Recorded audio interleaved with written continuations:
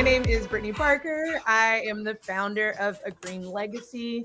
I'm also known as Natural Bree on the Instagrams, but Brittany Parker on the LinkedIns. And so what A Green Legacy is it's my organization, which is focused on restorative economics through supporting underrepresented cannabis entrepreneurs and leaders. And so we do that a few different ways. One way is through programming, another way is through community, and then another way is through education. And so we've been around since it's felt so much longer than since 2021, but we did launch in February of 2021. So we've had all sorts of events like how to find funding for your business, how to find PR and get media attention, how to even just enter into the cannabis industry. So we have a lot of exciting things going on this year.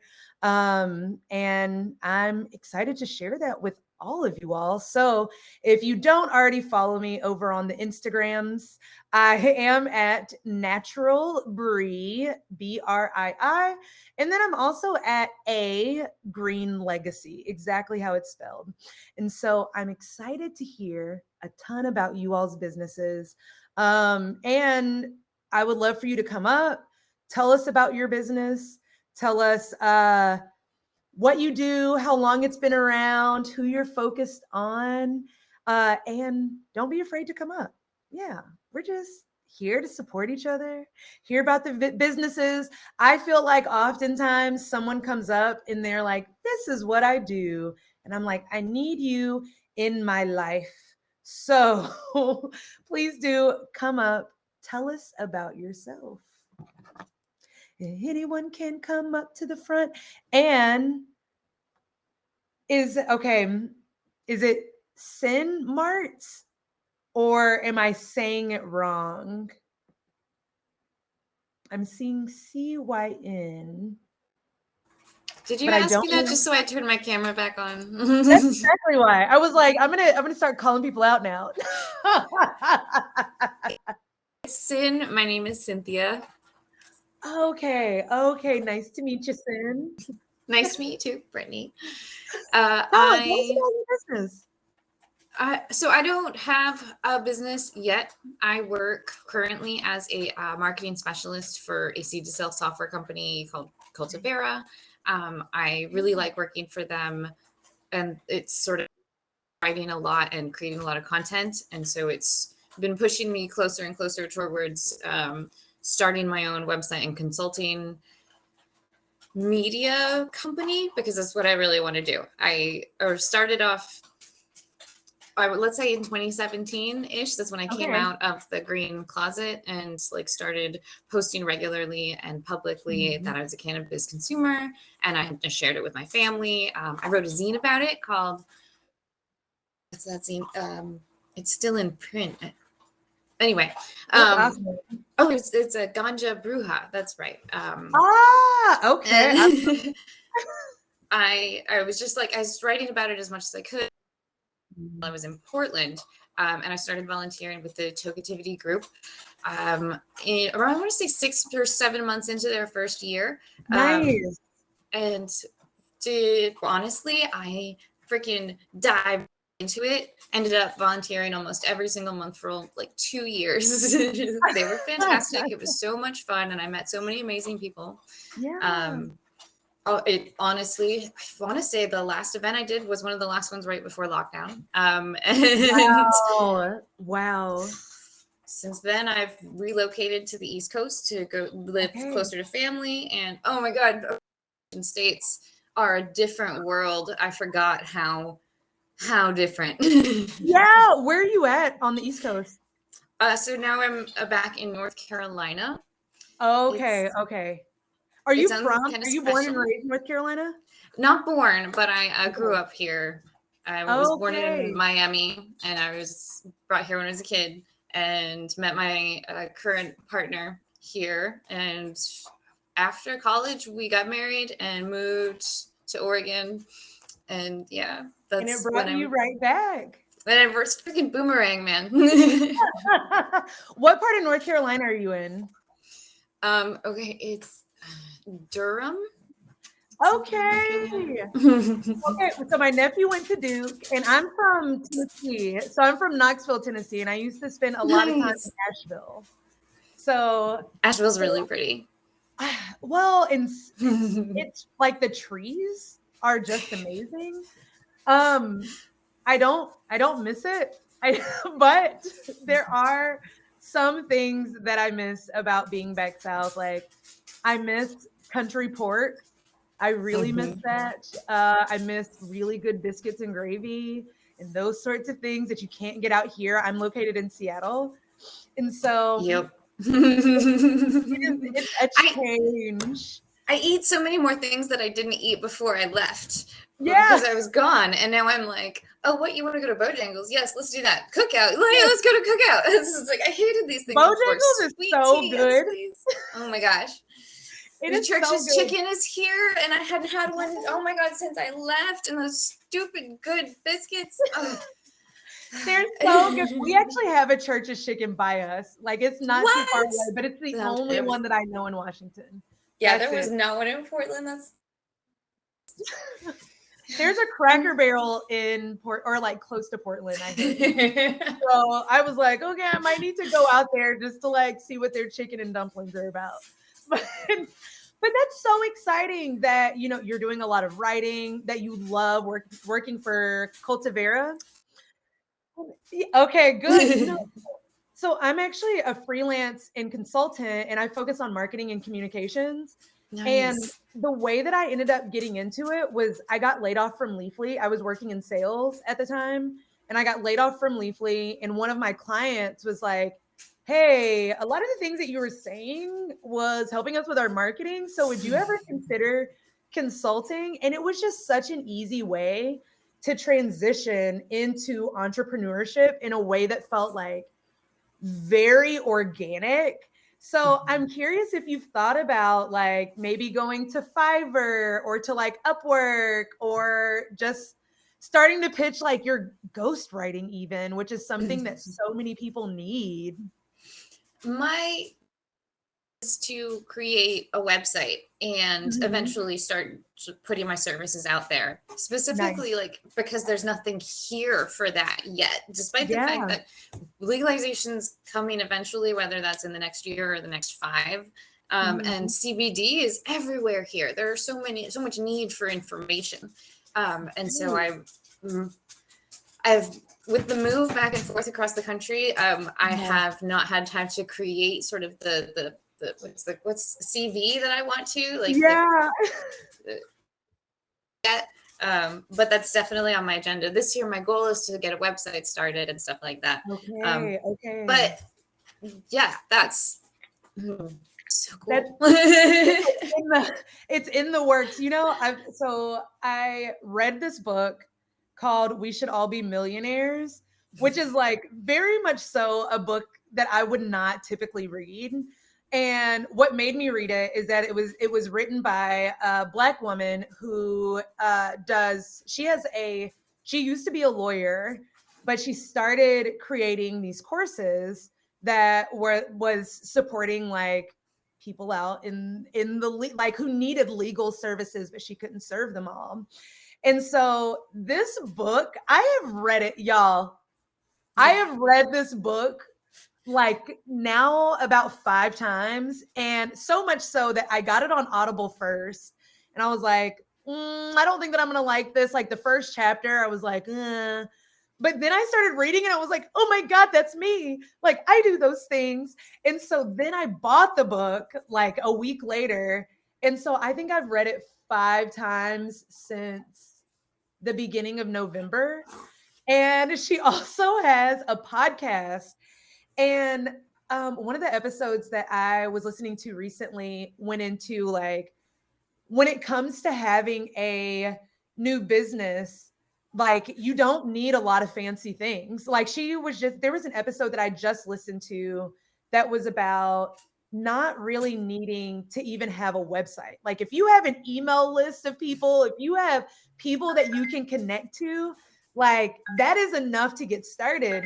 And when she was saying that, I was like, I know that that's what I need to hear, because I've been paying for a website that's like $200 a month, that like it has been the bane of my existence, because for the past year, I've been doing things for free. Like, I've been doing events that are free events that are like donation based.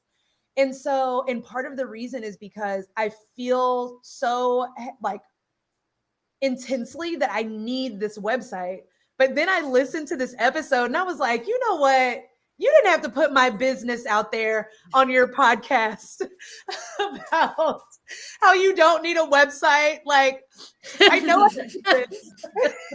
So it's definitely made me rethink the things that I need to like invest in, especially when it comes to money.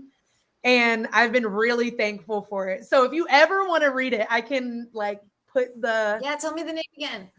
Okay, so it's called We Should All Be Millionaires. And actually, I think it's upstairs in my oh no, it's not. Is it a book? It's a book. Okay.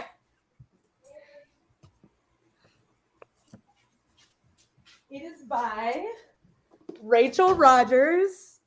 And I've like highlighted all in it because it has really made me rethink things. And her podcast, the episodes are like 20 minutes. So they're not long. Yeah. So nice. I will definitely look into it. I'm into it. Thank you. You're so welcome. Francesca, Erica, thank you all for coming up. I want to hear all about your business. Let's see. Francesca, tell me. Yes. You're like the immediate person to my right. First of all, I kept wanting to I was like, how do I get on stage? And then I was like, oh, if I hit that button, am I going to kick her off stage? I wasn't hitting my vape enough.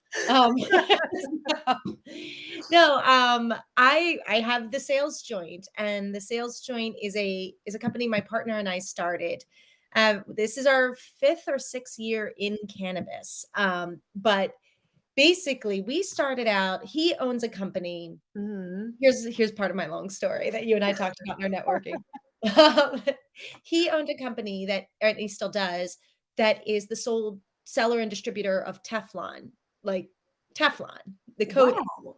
And so it's like the company sells it, like Chemours sells it to him, and then he distributes it to everybody that coats with Teflon. And so his whole philosophy, his dad started the company, but he really grew the company. And he was like, manufacturers are good at making things, but engineers are not salespeople. And they need this like middleman, these people skills, like the focus on sales.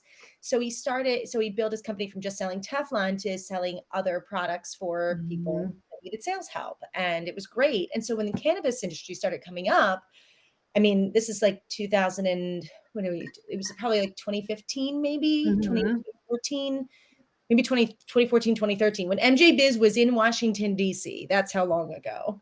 Wow. Yeah.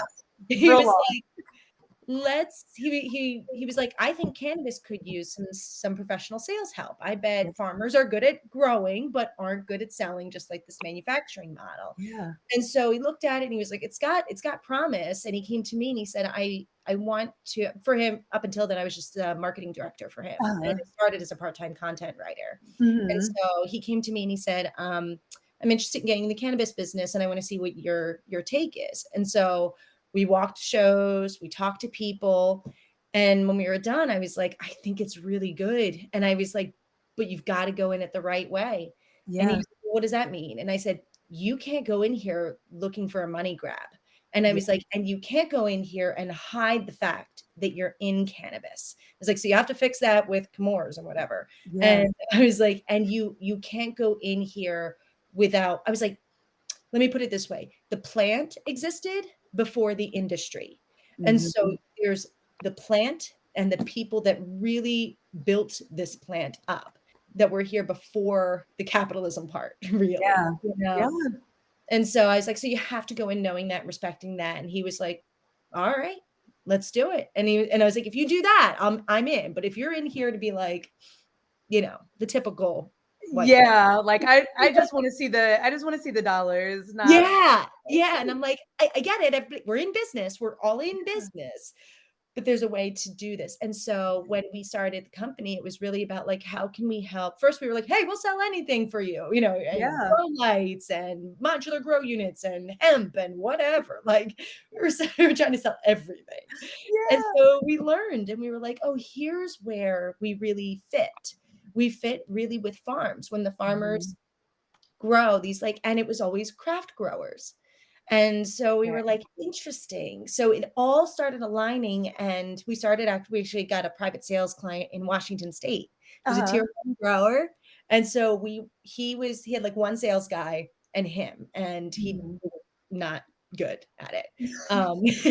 He thought his sales guy was really good. And so he gave like his sales guy a territory and us a Yeah. territory. He paid a retainer every month. And then we called dispensaries and acted like we were part of the farm. We learned the Yeah. plants, everything about it we could sell. We sold so much of his product that he like ran out. Then when we showed him like his salesperson's numbers, and we Mhm. were like, he's just sitting on a couple dispensaries that we know we can get. Can we have? Right. So we were really good at it. And so we're like, let's take this national. So like we were gonna go do this for farms across the country. And the next stop was like, well, we need enough dispensaries and enough farms Mhm. that they can't possibly all have a direct Right. communication. We need a little chaos. We need it to not be a vertical state. And so Mhm. our next move was to Oklahoma. Oh my God. Oklahoma is like they are doing some things out there. Let me tell you, that is nuts. So we ended up kind of adopting a new model where we did Uh-huh. all of the call work from the Mhm. dispensaries. We say basically we're lead generators Yeah. essentially. And we Yeah. say, hey, we can deliver your 20 to 25, we call them hot or warm leads. That's somebody's looking this week or is open to new vendors. We'll give you purchasing managers, contact information, how they want to be sampled, Yeah. everything you need because you're busy on your farm and you only have one salesperson. So here's a Right. bunch of leads ready to close. So we call it the hot sheet. That's our like product version of our services. Mhm. But we're meshing the two now with like private sales and this product lead gen. So Yeah. that's the long answer. Well, and you know what? That is so incredibly needed. Like even the clients that I work for with marketing, usually we're doing like go-to market strategy. And Mhm. so when it comes to that, almost everyone has like extremely skinny sales teams. And it's like I can have this like great robust GTM for you, but if you don't actually have if you don't have the people to actually go out and sell it, then we kind of have to rethink how we need to do this. And so Yes. it's like trying to find a right size opportunity for them. And the sales piece has been incredibly hard because everything is just so lean at And most it's cannabis companies. that's so great. Not great to hear, but like I know I still feel like we haven't exactly gotten our model right. Like there's Yeah. just one more nut that has to be tightened or bolt or Yeah. whatever. So I'm like, I know there's something we're missing, and maybe it's being this kind of um always available sales agency, for something like that, when maybe it's teaming up with marketing people to be like, hey, listen, when you pitch, we can be on call as we're I don't know. I Right. mean, it's just so I'm talking to more people. I'm trying to learn more about other states and their sales needs to Yep. figure out because we're big on we've got to be bringing something to the table for real here because Absolutely. Yeah. eh, we're just we don't accept anything less, and we know we're Yeah. really really good at sales. You know what? I feel like we need to connect outside of this as well. Will you do me a favor and let us all know what Yes. the name of your business is, how people get in touch with you, and that sort of thing, so that everyone can know. And I definitely want to know as well. Thank Now, you. with that, Erica, let me hear about your business. What do you have going on in your area? So I used to be a compounding pharmacy technician when I lived in Florida. And then I moved out to Oregon and started making edibles. I love that So transition. So my big thing is I want to have a lounge, basically, Uh-huh. 21 and up lounge. But I want it to be called Munchies. I want it to be kind of soda fountain-esque, like Ooh, back in soda fountain days, like you walk in and there's yes. a whole front area where you can just get food and drink and sit around and, whoever, whatever age. But then the 21 and up door is back there, and you can go back into a bigger section that's more meant for consumption and Mhm. like a safe space for people to just go hang out and consume without Yep. feeling like, I don't know, it. But I got to work around some laws that they have here in Oregon, specifically in my county, about clean Oh, air. okay. Yeah, so Are it's a little consumption tricky. are consumption spaces still like a gray area in Oregon? I feel like it is. I Okay. haven't done probably as much research as I should be doing, but I'm very early in this whole Mhm. like idea and process. I really enjoy baking. So right now I'm in pastry school. I get my associates in pastry this summer. You better go, Erica. You better go. Congratulations. That's huge. Thank That you. is huge. So, So once oh, sorry, go ahead. Oh, I was gonna say once I finish that is when I want to like transition into having my own, maybe not storefront right away. Maybe I'll have to go food truck at first, but just Yeah. something of my own. Yeah. Erica, one thing that I heard from someone else who also lives in Oregon and is a chef as well is I think if you are able to find if you like have like a private residence or Mhm. like a space or a house that you've rented, like there's Hi B&B, I think they're a company based out of Canada, but they're like Airbnb for cannabis.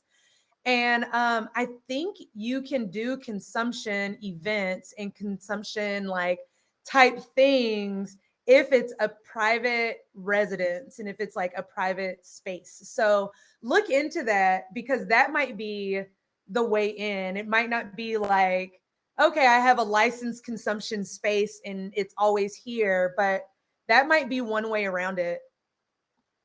I would come. Sure. I'm uh, I'm I'm still in like these early developmental stages. Yep. I'm on a Zoom. Thank you. Just got Yeah. weed from my husband. He just came in and just threw some weed at That's a me. good husband. That's a I'm very good pretty. husband. Is this the homegrown? Ooh, papaya punch. I am Sweet. I'll so talk to you jealous. later. Heather said you all need to connect. So, Erica, you and Heather need to connect. Heather, what do you do? Tell us about what you do as well. Oh, what don't I do? No, I'm kidding. I'm my day job is a family law paralegal, and I also have a staffing agency. We do like primarily like trimmers and like production work and things like that. And I'm trying to get out of law and move more into this. And I've been doing this for like 5 years, but I had a Mhm. couple of just events in my life that this took a back seat to, and now I'm coming up for air. And my daughter, her name is Jasmine Perry, she's in here somewhere. We're business partners, and we also Okay. are now part of Tokeativity. So which the Samantha lives within walking distance of my house, and so we met Samantha and Lisa like 5 years ago at one of their events. It was called Wow. Get That Fucking Job. When I was like, oh my God, that's great. We gotta go. And it's just up the street. All right, let's go. And so we did. And no, but I've been following you, Brittany. You go by Bree or your tag on your You know what? Instagram? People call me Brittany. People call me Bree. I feel like whenever someone calls me Bree, I know that they connected with me through Instagram. Yeah, So so that's where I've seen, because I've been following you and I'm like, going, I need to hook up with her too. Like, I really need to I want to get out of law so bad, but it's like yeah. my day job and I'm doing so much all the time that it's like Yeah. shit, I just want to like lay down and check out and not worry about it. But Honey, I feel you on that. Right. You know, but then it's like you see all these different amazing women, you going, man, I just need to take the leap of faith. And so here I am. And I wanted to come into this business open mic, and my business is called Kaya Harvest. So will you put it in the chat? Will you put it in the chat? If you have a website that people can find you at, that would be great. Yeah, you know, and that's one of the things my daughter and I keep doing. It's weird because of all of the OLCC rules and everything, and me being law. Like, we've just done a lot of private things and tried to stay under the radar. But now I'm like, you know, we just need to get on this. And being with Tokeativity is like, you know, that's amazing. Just partnership. And but I'm gonna put my thank you. Please do. And honestly, like if you're ever even wanting to do legal work within cannabis, I know for a fact that that's something that's like so needed. I'm actually trying to talk to a law firm hopefully next week, because it is just, there's so many nuances, and it's hard to find lawyers that are able to get what it is that we're going through, but also provide different services for us. So right. I'm actually not a lawyer. I just need to say I'm a paralegal, but I've been doing this for so long. And it's funny, my mother, who passed away a couple of years ago, used to always go, you need to go to law school. And I'm like, I'm not going to stay in this field or whatever. And here I am, like 25, 30 years later, however long it's like in a blur. And family law is, you know, not ideal. It's toxic, but I mean, but also I know how to navigate the legal system, and you know, people ask me things all the time, and so yeah, I'm here. Well, Heather, I'm going to be coming to you for a variety of things. You do, and I want to connect with you. Let's do it. Let's definitely do it. Ayana, I want to hear about you. What is your business? What do you do? Hola. My name is Ayana. Front Row Travels, a full service cannabis travel agency, and we're actually doing the giveaway that's this evening. I think it's Coral Cove and us. So I don't know exactly how they're picking. I just know it's at the end of the event. So please stick around and see. But we cultivate travel experiences and events for cannabis lovers. To weed-friendly locations all over the country. Well, actually all over the world. It just feels like it's just a country because of all the craziness. But it definitely, we definitely do, you know, travel worldwide. We that also have in I guess kind of response to the uptick in COVID cases, we switched to virtual events ourselves too. We're having a virtual game night and escape room on the 29th of January. Yes. And we, like, if you ever join one, you know, we actually give away real prizes. We play bingo. We play, we're doing karaoke, bingo, virtual escape room. I am there. I'll put it in the chat on how to join. Please let me know, because I'm all about some karaoke. I do not have a good singing voice. Me neither. But I enjoyed the experience. Yeah, especially high karaoke. Once you get like a certain level of elevation, all bets are off. You are singing off key, dancing. Listen, I'm going to encourage everybody to clear the living room and make this a show. I have a live DJ and everything, so it's not like a little hit the play, hit stop. No, it's a live DJ. You're going to have to know your lyrics. You're going to have to know your lyrics. What? Where have I been? Why have I not known about this?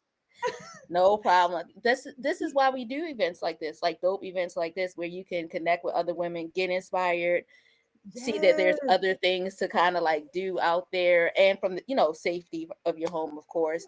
But I love like the virtual events that Tokeativity hosts. And I'm surprised it's been 5 years. Happy birthday. Yes, big happy birthday. Sam is still in the room, so big happy birthday, Sam. Let me ask you this, Ayana, with Front Row Travel, do you all also do like group events? Like if someone wanted to do some sort of like group thing, do you all do that kind of stuff too? We do hosted groups. We do private groups. Like if you wanted to bring you on some friends.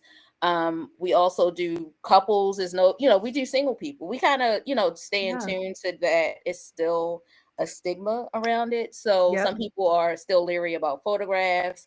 Some just, really want to enjoy it, but not have to worry about if they're going to end up in jail or buying, weed in the back alleys of a shady neighborhood out of the country. So just kind of having that insurance has been what we focused on.